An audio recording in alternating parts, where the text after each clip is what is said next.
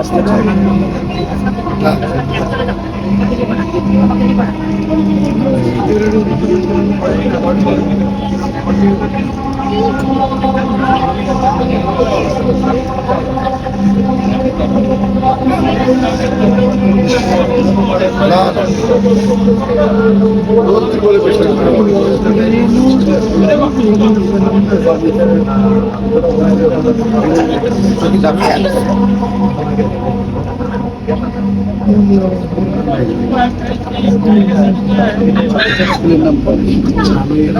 আগের এয়ারপোর্ট আগে এটা ছিল